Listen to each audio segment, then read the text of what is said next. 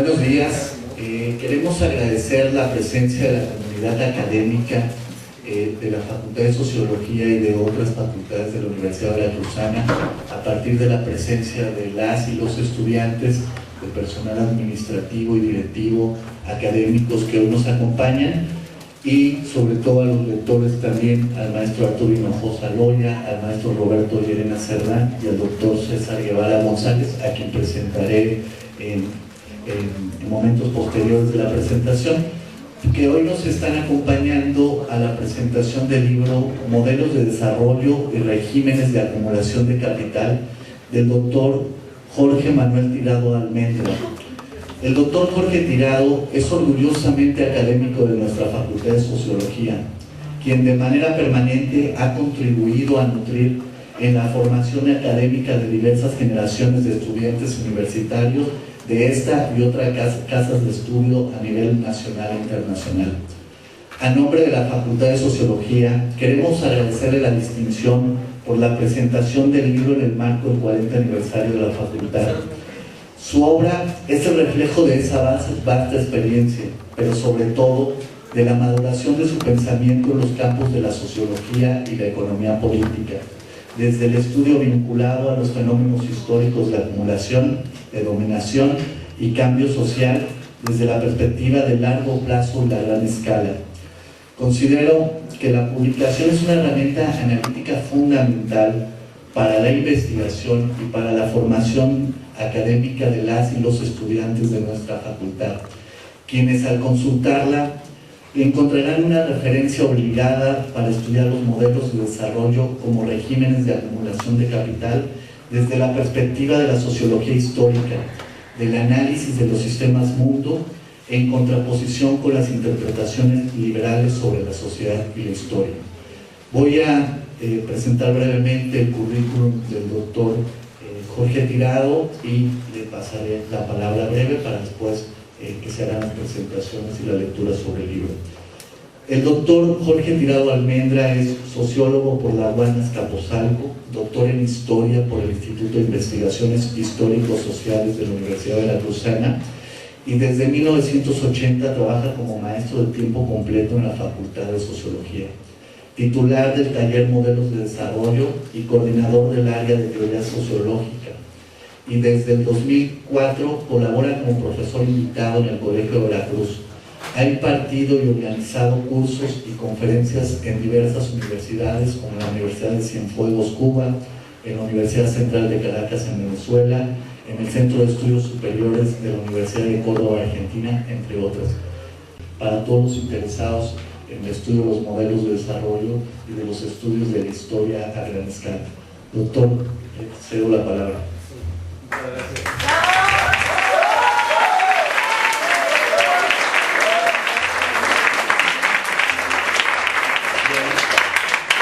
Muchas gracias particularmente a la energía y al entusiasmo del auditorio, ¿sí?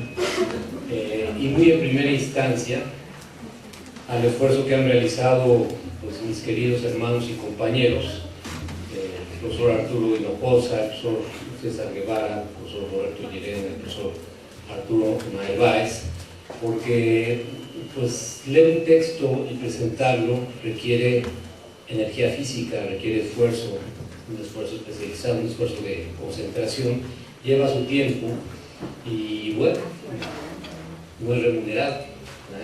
Es una cortesía que ellos están teniendo con un servidor y que yo agradezco mucho. De veras, gracias de corazón, porque sé lo que esto representa. A mí cuando me han invitado a presentar algún libro, pues la verdad me ha costado mucho trabajo, entonces pues es trabajo gratuito que solamente podemos tener como elemento, o en donde solamente podemos tener como elemento de compensación el reconocimiento de la gratitud. Y bueno, pues todo en mi corazón para ustedes. Muchísimas gracias, estoy en deuda, ¿no? El mensaje del libro es muy sencillo, muy compacto, muy concreto y tiene como referencia la crítica a uno de los mitos más persistentes en la historia de las ciencias sociales y de todas las ciencias, que es el mito del desarrollo. No voy a usar de la palabra al respecto sin reiterar mi agradecimiento porque del libro pues ya se encargarán de hablar los compañeros. Muchísimas gracias.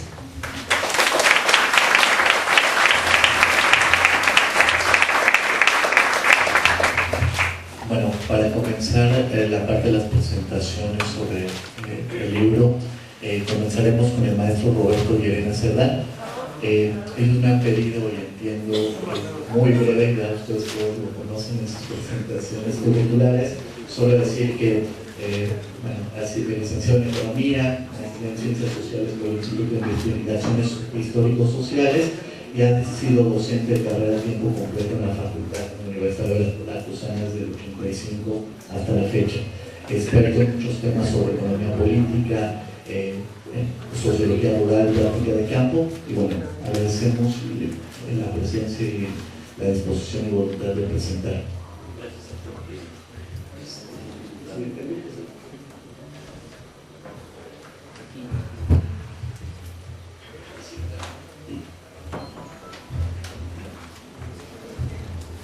Buenos días, muy agradecido por su presencia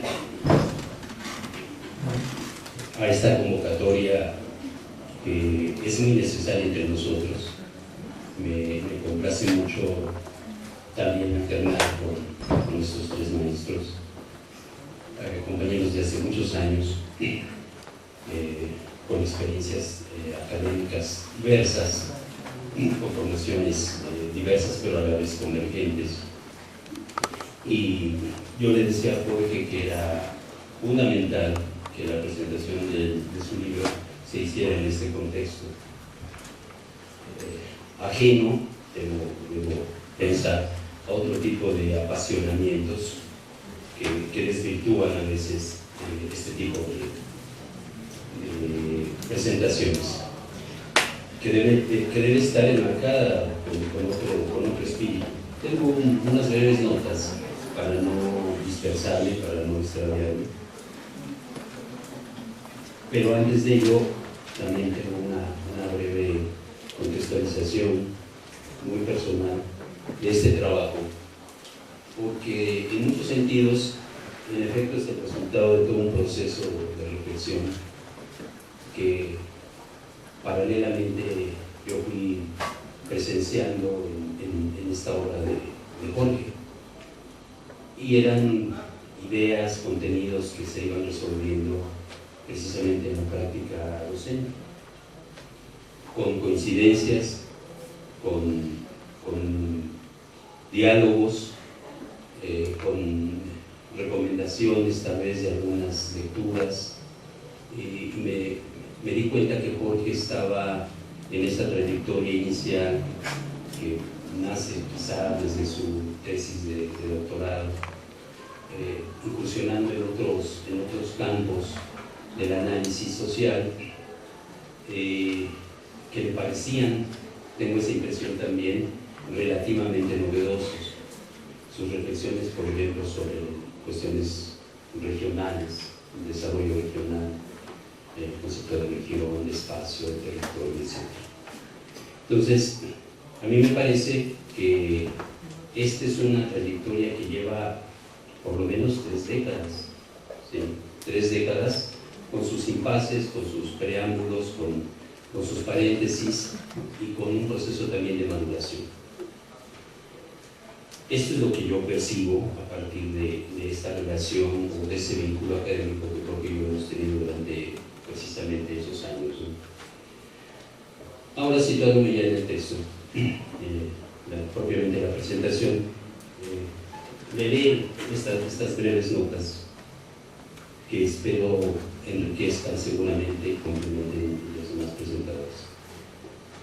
Desafortunadamente, los libros no se presentan solos, se deben traer, llevar y volver a traer para invitar e incitar a su lectura, apelando al interés genuino, a la generosidad e incluso a la complicidad. No solo para que no se queden con un esfuerzo estéril del autor, sino porque el omitir su atenta revisión cancela toda posibilidad de coincidencia y disenso, experiencias ambas opuestas pero enriquecedoras. Nada más ingrato y mezquino que la indiferencia ante las obras del intelecto. De entrada, considero que el libro del doctor Jorge Tirado es, y él lo sabe, polémico por lo que afirma y también por lo que omite, aunque esto último sea más bien una provocación de sus desatentos lectores. Pero dejando de lado estas generalidades, trataré de puntualizar lo que para mí resultan los asuntos nodales de este texto que el autor pone a nuestra consideración. Para iniciar, tan solo el primer párrafo de la introducción deja bien claro cuál es el eje problemático a tratar: una perspectiva crítica del concepto de desarrollo, o más bien de los modelos de desarrollo, como visión teleológica del cambio social y como instrumento de control político. Al mismo tiempo propone un ejercicio crítico de esta oferta seductora del pensamiento moderno liberal que sustenta la ficticia separación entre mercado y Estado, supuestamente regidos por principios autónomos, pero con convergencias virtuosas, en apariencia exentas de contradicciones.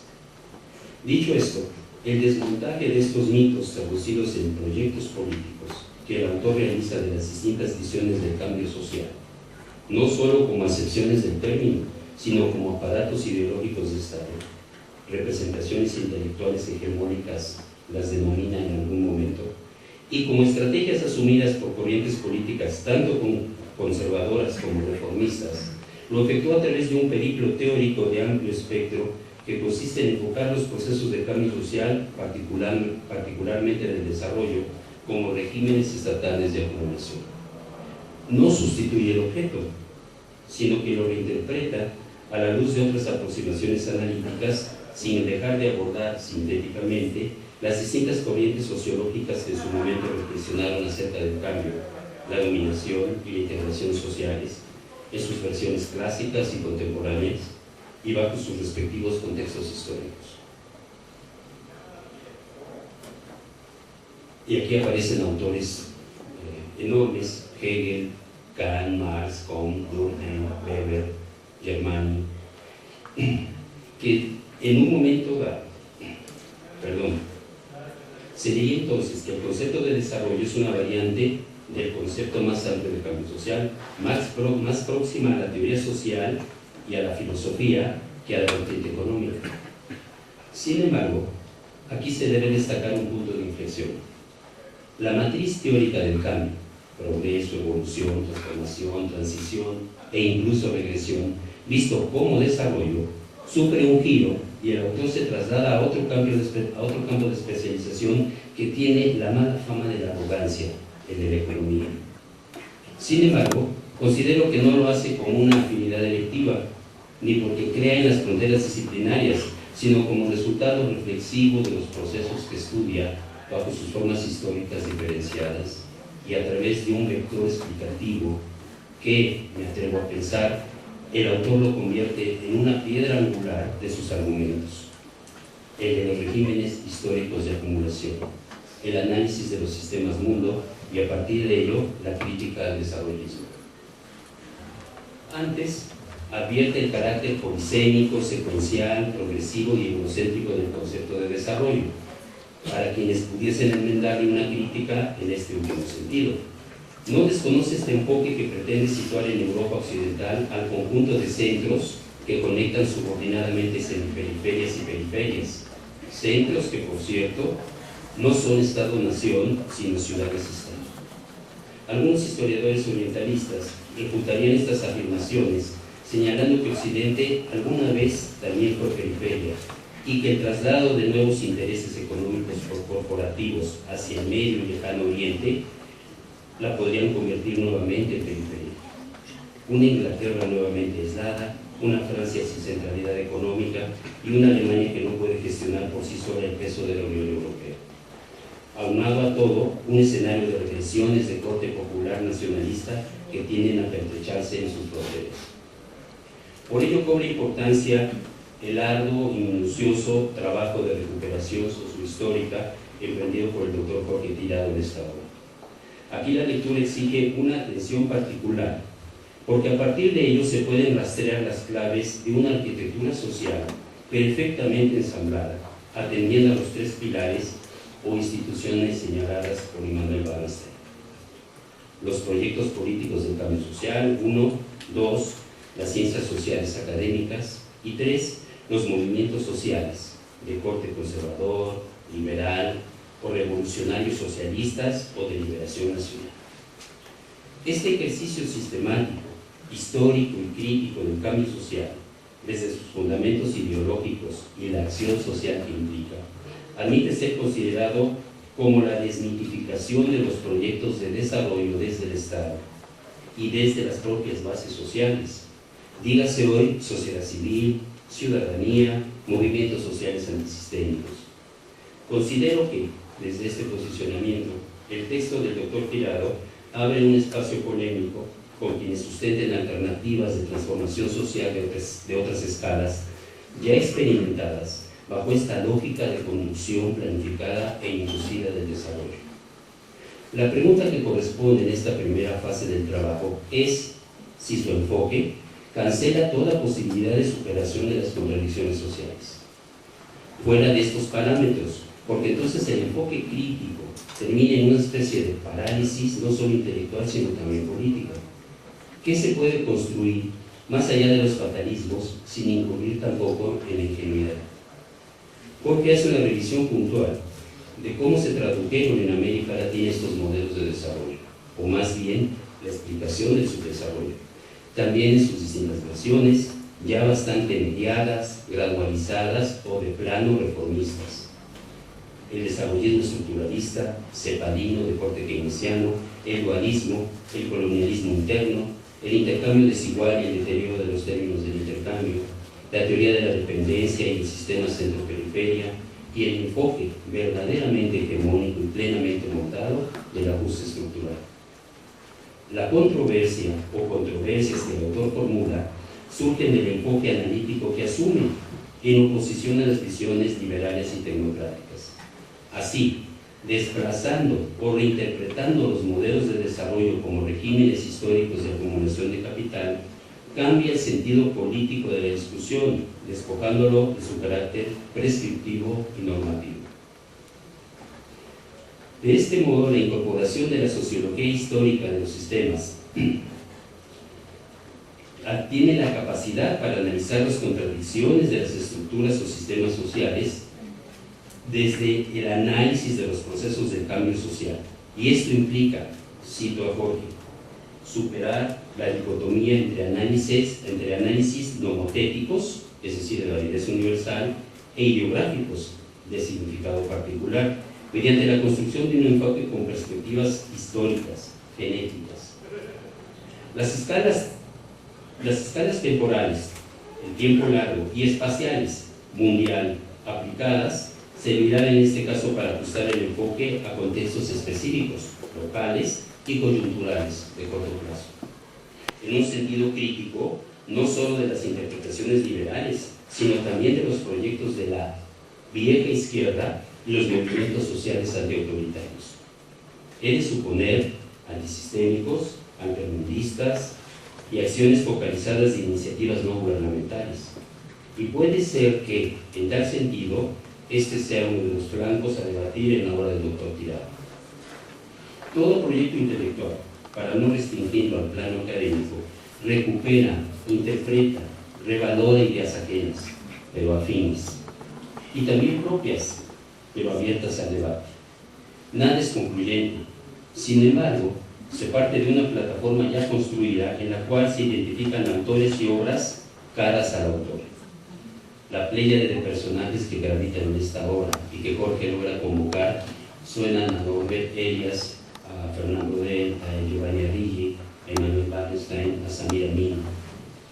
Algunos esbozos de la escuela regulacionista francesa, sin dejar de referir un elenco representativo de las ciencias sociales y sin faltar el omnipresente, el incomprendido, el peligroso, el combatido, aniquilado y revivido de Carlos Marx. De los primeros, recupera conceptos que Jorge integra en un aparato crítico que los vuelve compatibles en sus campos referenciales: la historia, la política, la economía, la cultura. Y en este intento me parece que comienza a marcar una distancia apreciable respecto al pensamiento sociológico contemporáneo, lo que puede ser objeto de algún reclamo de sus colegas. La heredad que reconoce de estos autores resulta muy clara. una concepción dilatada del tiempo histórico, el capitalismo como sustrato civilizatorio, la precisión y alcance del concepto de economía-mundo, los ciclos sistémicos de acumulación, los sistemas tributarios, y de ellos deriva el de regímenes estatales de acumulación, clave teórica de su texto. Así identifica tres modelos históricos que pueden interpretarse mediante esta caja de herramientas: el mercantilismo, el intercambismo y el corporativismo, diferenciados de manera central por las formas de gestión y comando de la fuerza de trabajo, fuente primaria del excedente y de la acumulación. No tiene sentido atreverse a afirmar que haya dejado de pensar en términos estrictamente sociológicos y haya emprendido una fuga hacia otros campos disciplinarios.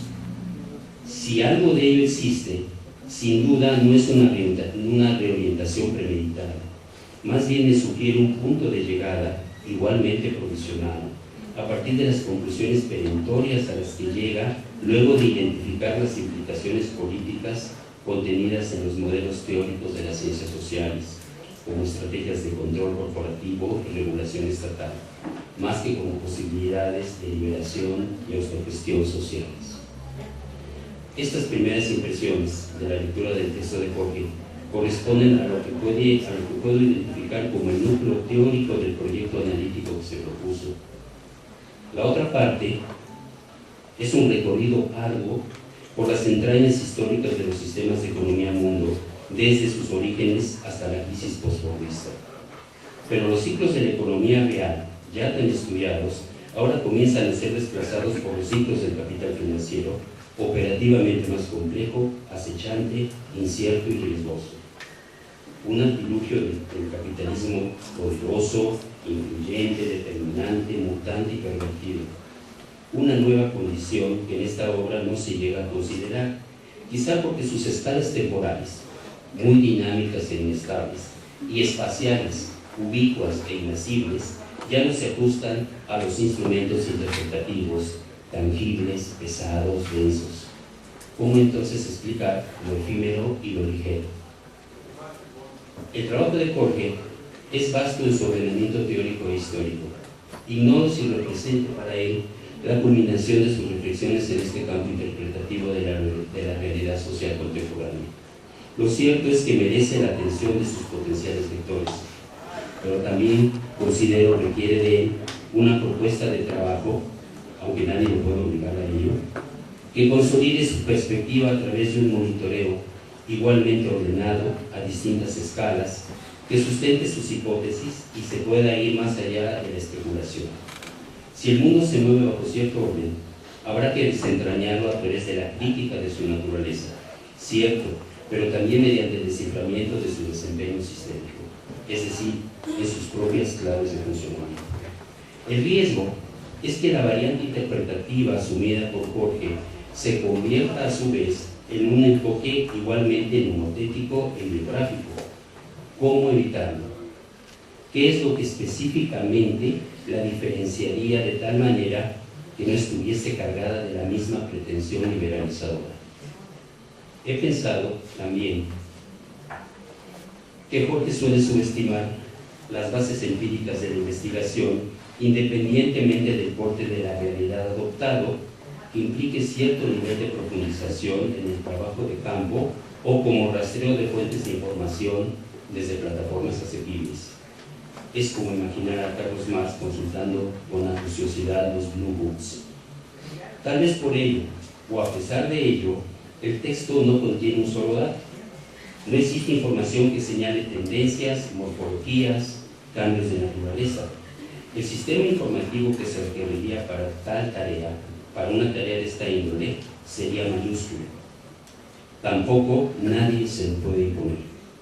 Pero esta ausencia bien podría convertirse en otro de sus aportes: completar, ampliar, profundizar en aquello que, con una mirada creativa, Jorge ha tenido la generosidad de ofrecernos como una comunidad académica pensante. Los invito entonces a leer esta obra bajo las prescripciones señaladas al principio, con interés genuino, con solidaridad moderada y con complicidad de la buena. Si el flemático y mordaz de Oscar Wilde decía que todo arte es completamente inútil, con mayor razón lo es toda la crítica. Y en este sentido, espero no haberme excedido. Muchas gracias.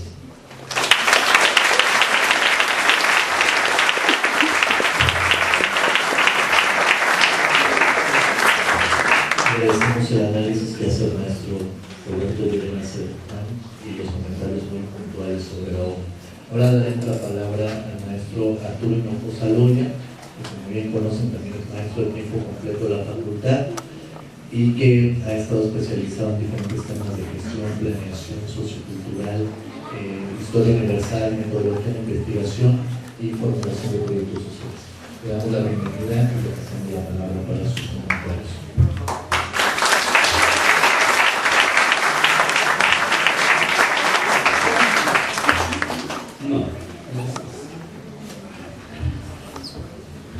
Bueno, pues buenas tardes a todas y a todos los que están aquí presentes, y en primera instancia les quiero agradecer al doctor Jorge Tirado esta invitación a comentar su libro denominado Modelos de Desarrollo de Regímenes Estatales de Acumulación de Capital, que según la información fue editado por el Colegio de Veracruz en el año 2010, y estoy viendo en mi fuente. Bueno, era un conjunto de reflexiones en torno al trabajo del doctor Jorge Tirado, y quisiera decir que asumir la lectura y comentarios de un texto como el que hoy nos reúne implica un ejercicio que necesariamente conduce a la propia introspección de lo que uno sabe y no solo de lo que el autor plantea. Es decir, el texto abre el camino para revisar y revisarse en relación a lo que el otro dice en su discurso y lo que uno es capaz de comprender en el sentido pleno de la noción weberiana de lograr la intropatía y el sentido de reviviscencia acerca de lo que el otro plantea y expresa en su concepción de mundo proyectado en su texto. En tal sentido, debo confesar que al inicio de la lectura me sentí desconcertado y un tanto impresionado, pues comencé a descubrir que quien aparecía como el autor de esta obra me resultaba un tanto extraño, a pesar de los múltiples años en los que cotidianamente hemos convivido y hablado, cuestión que me llevó a reconocer de inmediato su peculiar destreza y versatilidad para abordar complejas cuestiones asociadas con la problemática de los modelos de desarrollo y los regímenes estatales de acumulación capitalista.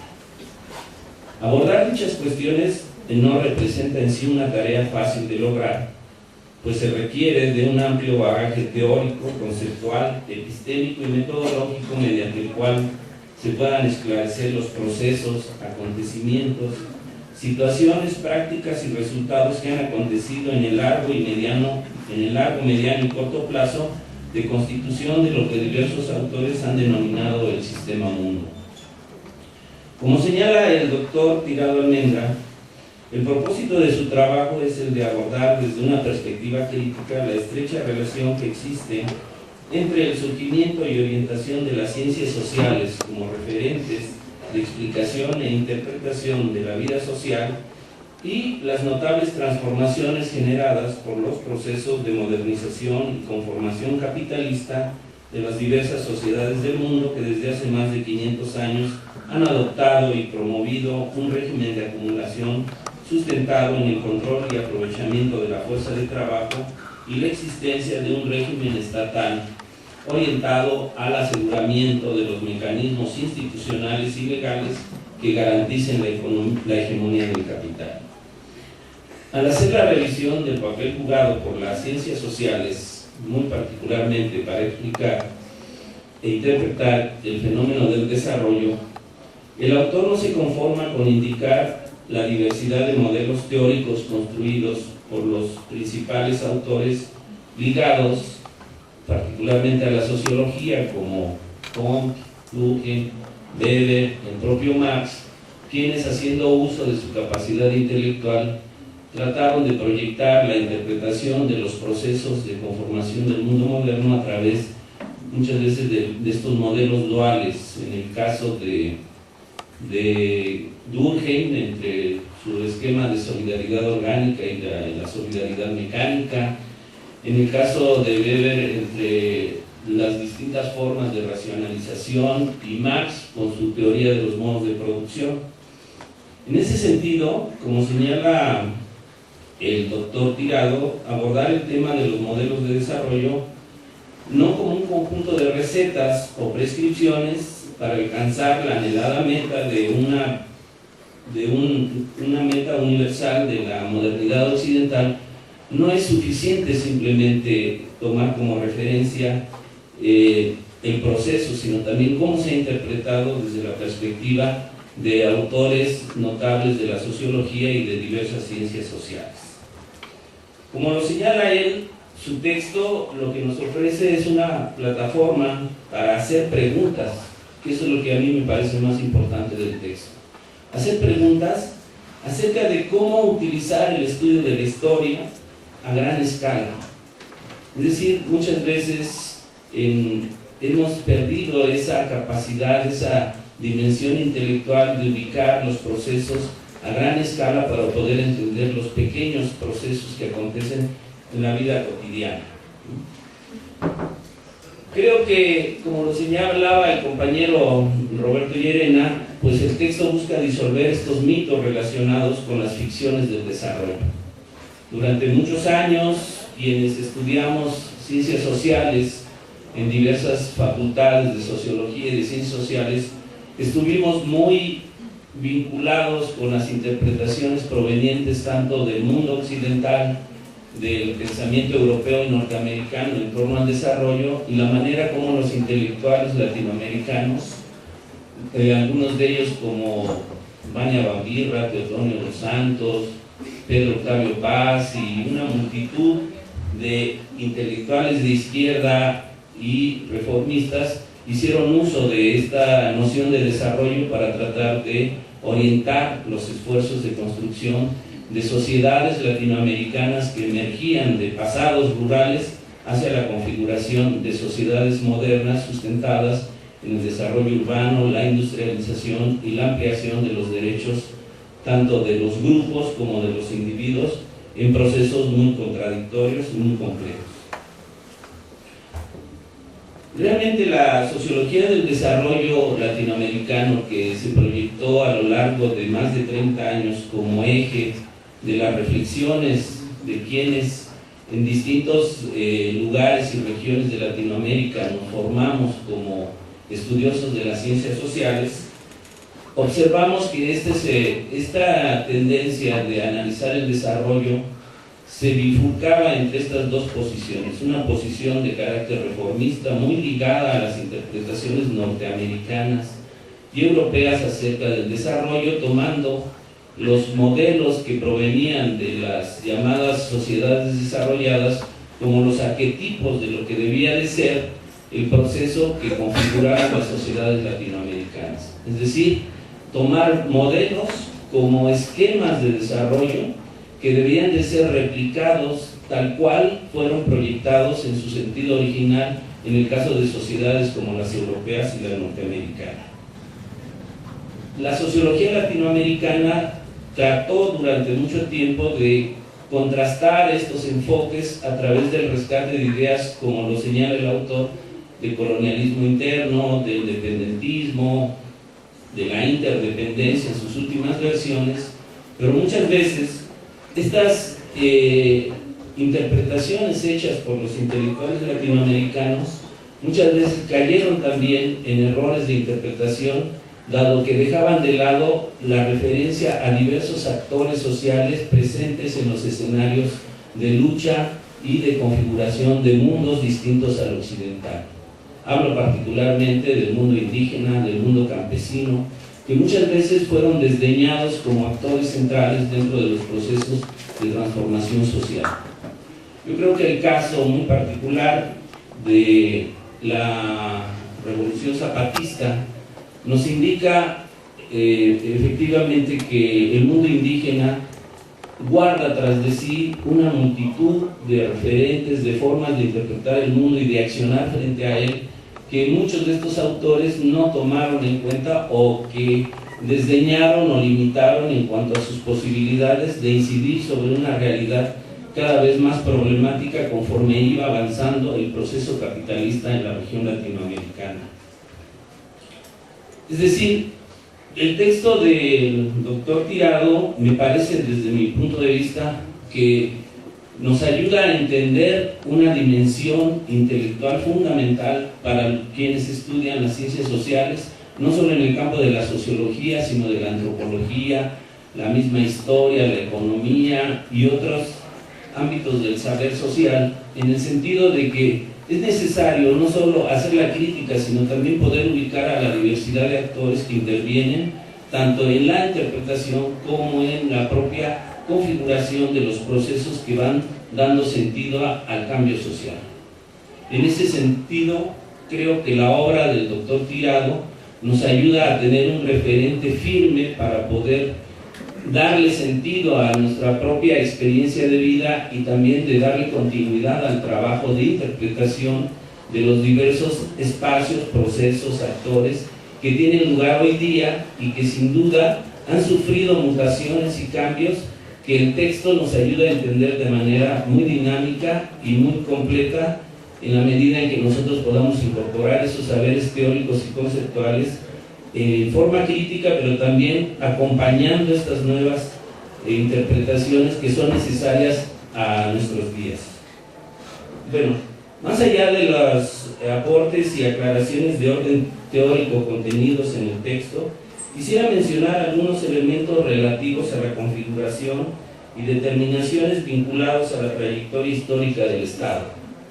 Particularmente, creo que el texto del doctor Tirado nos ayuda a entender de manera diferente qué es el Estado, qué son los regímenes estatales y romper con esa visión que durante muchos decenios se proyectó en el análisis político, en el sentido de que el Estado era un ente separado de otros procesos a los cuales trataba de regular a través de medidas legales, normativas, de carácter ideológico, etc.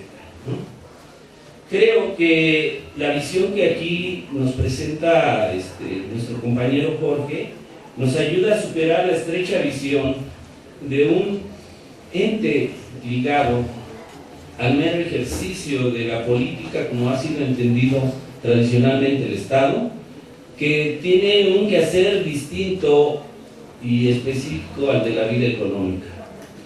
Tradicionalmente se asocia el Estado a la organización de leyes, de normas, de procedimientos regulatorios que traten de encauzar el quehacer de los diversos actores que participan en el escenario amplio de la sociedad. Creo que el texto nos ayuda a ver precisamente que el Estado no es como nos lo habían pintado, que el Estado no se refiere exclusivamente a la vida política y tangencialmente lleva adelante algunas actividades económicas. Y también nos ayuda a entender que la vida económica no está ligada exclusivamente a la acción de las empresas, que las empresas no son las únicas capaces de realizar el proceso económico como aspecto fundamental que orienta el desarrollo de nuestras sociedades. En el análisis de largo plazo que lleva a cabo el autor, permite ubicar la correlación y continuidad existentes entre el Estado tributario, que él denomina de esta manera a ese Estado que está ligado a las acciones imperialistas y de extracción de riquezas por la vía del control de la fuerza de trabajo y el sometimiento legal mediante el peso fundamental de las instituciones administrativas, militares, religiosas, bajo la égida de una pesada burocracia. Es decir, en el texto podemos observar cómo en el análisis que hace el doctor Tirado nos presenta una imagen de un Estado tributario que durante cientos de años ejerció ese poder proveniente de su capacidad de someter territorios y poblaciones amparados en el peso de las instituciones militares, religiosas y administrativas, pero que no aseguraban un proceso de renovación permanente hacia nuevas formas de realización del producto social, en el cual podría tener algunas diferencias con él, por ejemplo, en el manejo de los esquemas marxistas de referencia que él incorpora en su libro, en los cuales pienso que se queda limitado en cuanto a su explicación de un modelo dominante que durante los años 60 y 70 tuvo vigencia, como es la sucesión de los modos de producción, y que me parece que hay otros autores que permiten también entender que desde el marxismo se hicieron esfuerzos teóricos para incorporar experiencias como los modos de producción asiático.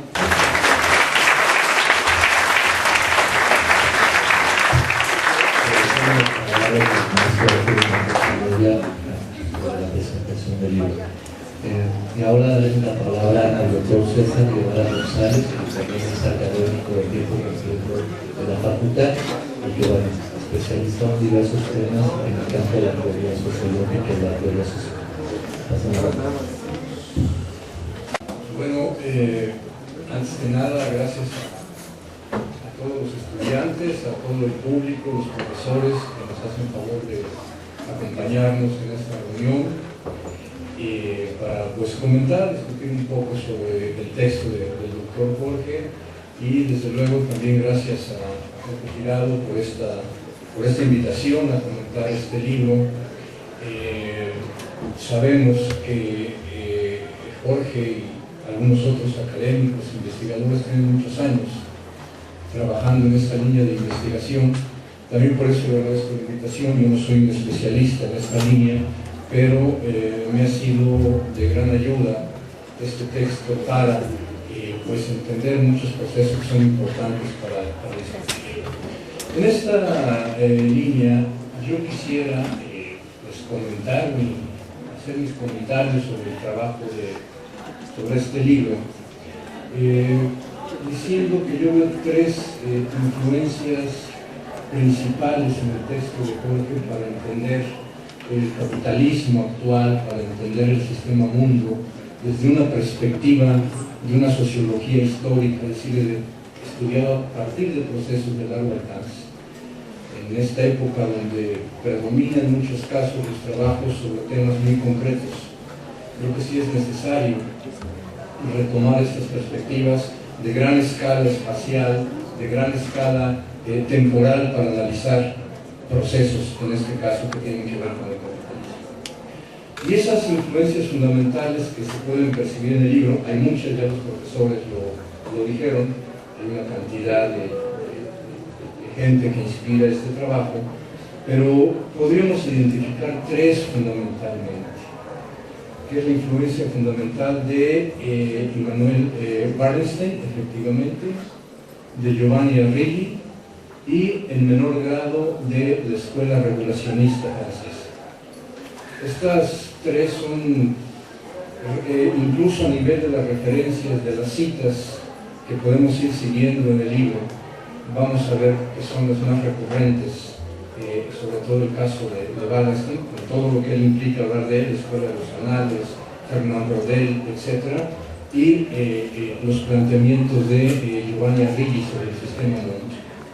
Pues un poco para hacer esto pues ágil y no muy cansado, quiero empezar por decir algunos elementos que yo percibo que están en la escuela de los sistemas mundo concretamente, y que me parece que están en coincidencia o que los encontramos también en el trabajo de Jorge.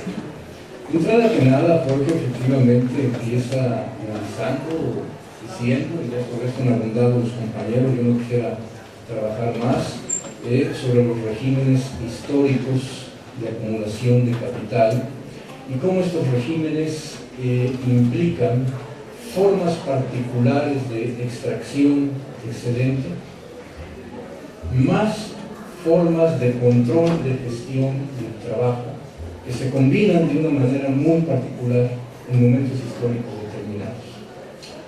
Bajo esta línea, pues entramos a retomar esos elementos que están en la sociología histórica de Wallerstein y que son premisas que son válidas para estudiar el capitalismo de hace 100 años, pero que me parece que muchas de ellas son válidas para estudiar el capitalismo actual. El primer punto con el que quisiera empezar es que para Jorge, para la escuela de Wallenstein.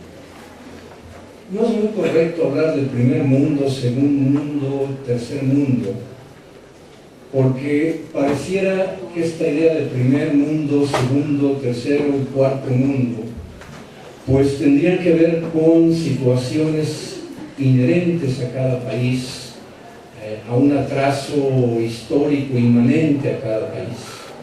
Y aquí lo que se está sosteniendo es que en realidad la periferia de unos países es la condición de la centralidad de otros, es decir, que hay países que pueden aparecer en esta famosa distinción periferia, centro, semiperiferia y periferia. En esta famosa distinción, si hay países que son centrales, si hay países que concentran una alta composición orgánica de capital, de tecnología, de salarios altos, es en buena parte porque se están quedando con una porción muy importante del excedente que se está produciendo en los países llamados periféricos. Entonces, primera premisa, la periferia de ciertos países es la condición de que otros sean centrales, de que otros sean ricos. ¿Sí? Ejemplos puede haber muchos, pero uno muy particular es el de China. China, hasta antes de la guerra del opio, 1840 y tantos aproximadamente, era un país autosuficiente, era un país rico, era un país con desarrollo de sus fuerzas productivas, y sin embargo, después de la guerra con los ingleses, que obviamente querían cambiar esa relación de mercado y esa relación de producción, empieza ese proceso de que China pasa a ser un país periférico.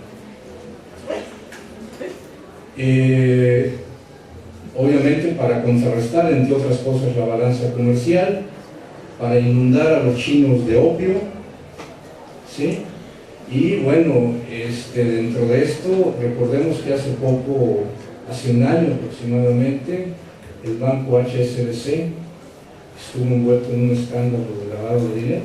En un año y medio de que fue eso, no debería de extrañarnos. El origen del banco HSBC es precisamente lavar el dinero que se estaba generando con la guerra del opio, obviamente en provecho de los ingleses. Entonces, yo creo que esto es importante decir. La periferia de unos países es la condición de la centralidad de otros. Entonces, obviamente, eso nos lleva al segundo punto, sobre el cual los compañeros ya han trabajado, una crítica que aparece en el texto de Jorge a la idea de desarrollo.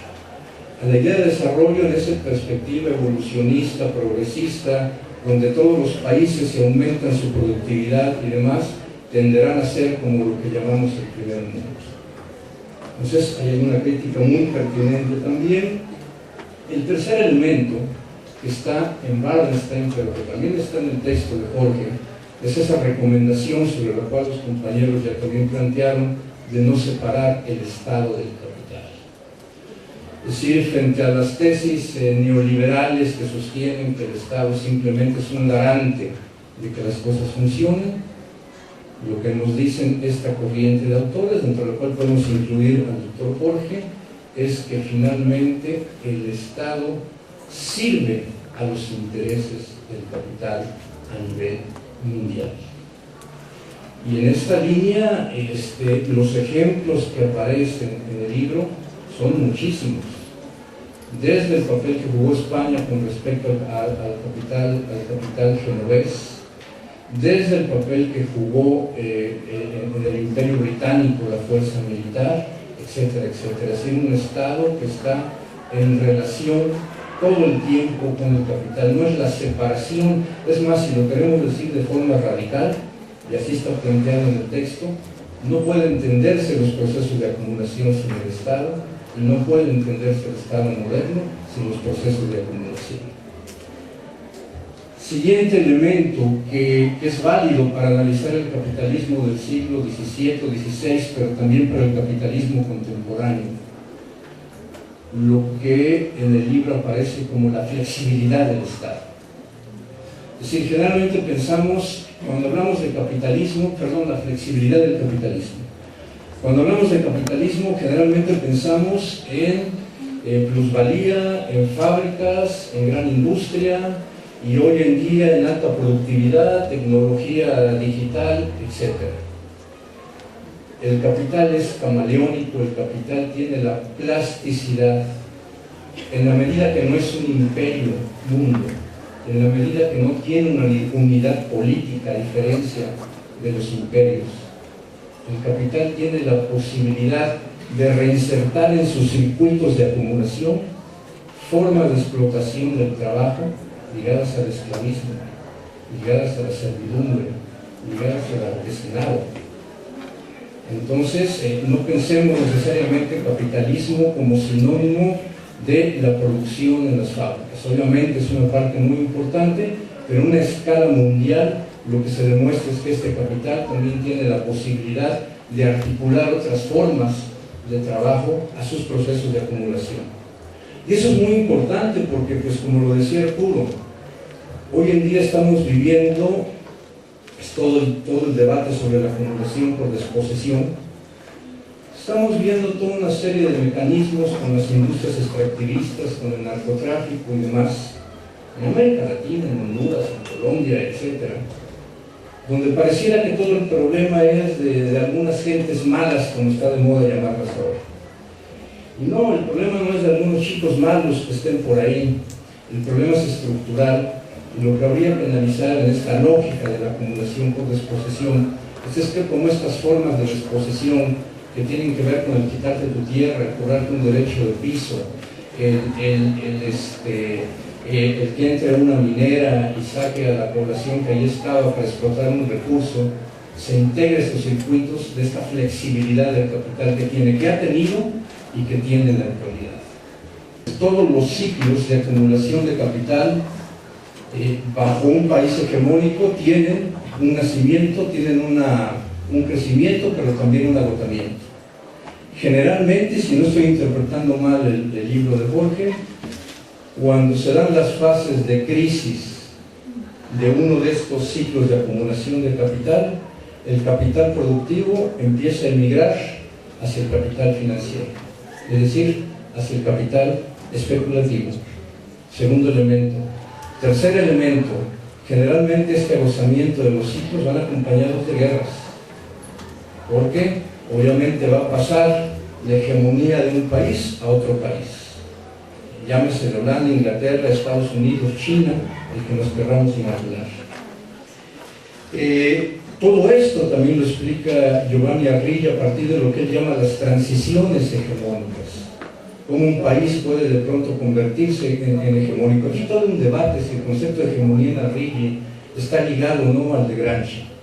En mi punto particular de vista sí está ligado al concepto de Gramsci, porque recordemos que para Gramsci hegemonía no tan solo es predominancia, no tan solo es fuerza, como un poco se ve en la escuela de las relaciones internacionales bajo una perspectiva realista. Aquí estamos viendo que la hegemonía es también la capacidad de poder, pues si no armonizar, sobrellevar el nuevo ciclo de acumulación. Y esto obviamente necesita no tan solo fuerza, sino también capacidad de dirección. De hecho hay un trabajito por ahí de Robert Cox, publicado en el 82 más o menos, que se llama precisamente Las relaciones internacionales y el concepto de hegemonía en Gramsci.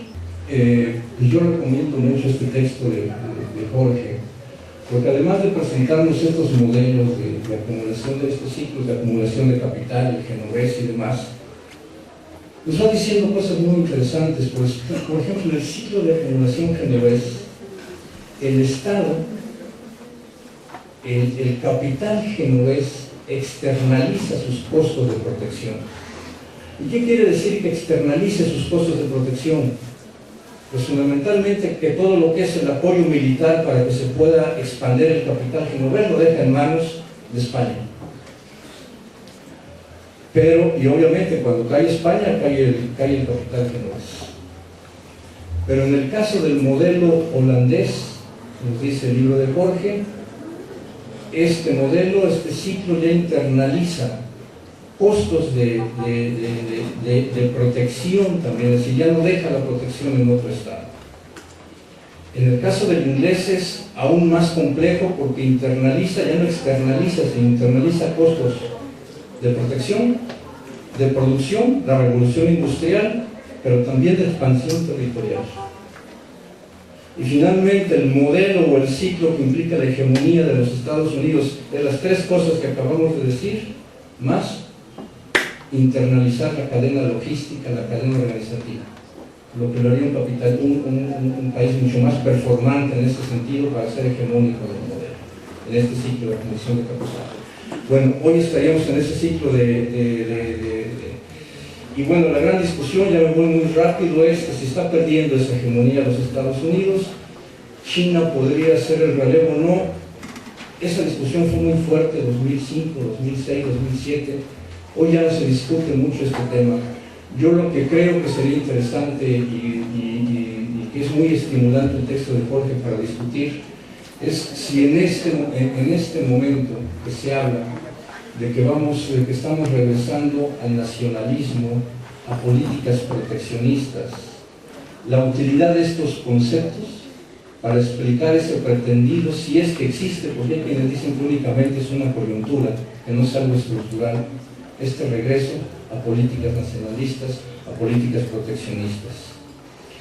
Simplemente quiero recordar que hace aproximadamente, bueno, serían 2 o 3 meses antes de salir de la presidencia, el presidente Obama, en un artículo que reproduce después la revista El Economista, dice a grandes rasgos el siguiente diagnóstico de la economía norteamericana, dicho por el mismo presidente Obama. A nivel mundial hay prácticamente un estancamiento de la productividad mundial. Es decir, es paradójico, vivimos en la época del internet, de las tecnologías virtuales, de la robotización, y sin embargo hay prácticamente un estancamiento de la productividad a nivel mundial. Segundo, planteamiento de Obama, el capital no está invirtiendo lo suficiente en la parte productiva, está invirtiendo en la parte especulativa. Tercero, hay un estancamiento relativo de los salarios. Los salarios en Estados Unidos aumentan, disminuyen, pero en conjunto hay un estancamiento relativo de los salarios en los Estados Unidos. A todo este diagnóstico que hace Obama dice, la salida, y lo dice antes de salir, es libre mercado, es mercado justo. Si ustedes quieren, es un discurso retórico, pero la salida la ve por la parte del libre mercado.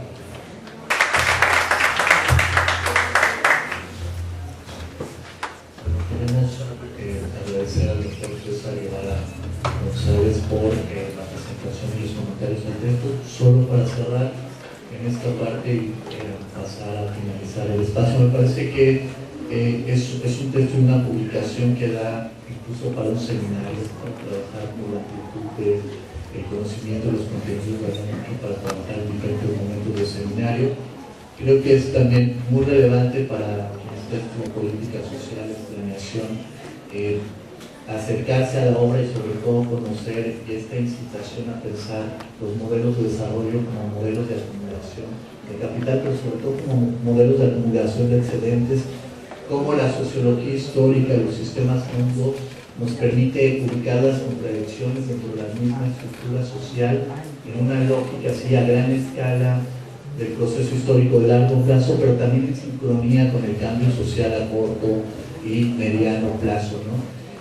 También encontrarán, creo que como un elemento fundamental, esta crítica a estas visiones liberales sobre el desarrollo, el desarrollismo, el progreso inevitable, a lo que el autor le ha llamado el jardín de las delicias, que me parece central, pero no solamente es la crítica a este jardín de las delicias, sino a esta visión de la revolución tecnológica, de la información como el centro del cambio social, y no de la misma contradicción histórica de la apropiación del control de la producción. Creo que es una obra central también para entender la relación entre modelo, desarrollo y cambio social. Encontrarán ahí esta naturaleza polisémica del desarrollo y cómo está relacionada a los conceptos de cambio social y a los conceptos de los modelos de desarrollo en la lógica de las cronologías sociales que ya han hecho aquí.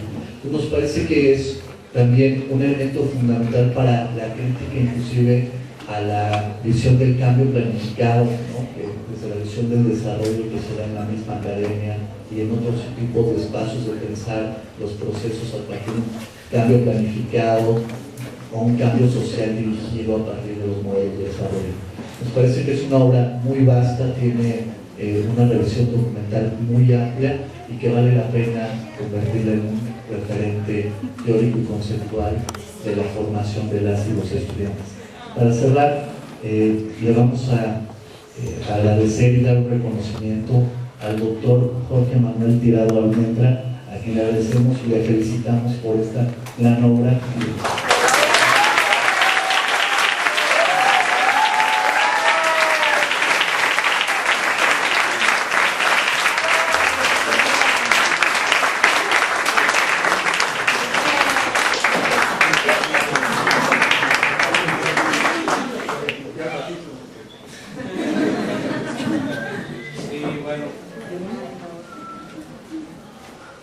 Reitero enfáticamente mi agradecimiento, al mismo tiempo expresar la sorpresa por la calidad interpretativa y las palabras con las que los compañeros han hecho referencia pues, a un esfuerzo que se condensa en mi persona, pero que no puedo ver como el resultado de algo estrictamente personal, sino por el contrario, como un grato producto de la labor colectiva que aquí desarrollamos en la facultad. Que la verdad, muchísimas gracias por la seriedad, por el empeño que han puesto y porque a mí en lo personal me han aportado una comprensión del libro superior a la que yo tengo sobre el mismo. Entonces, la verdad, aprendo de lo que yo he escrito y ustedes han expresado de una manera que yo no entendía, así es que en serio no es retórica, es la verdad. Muchísimas gracias.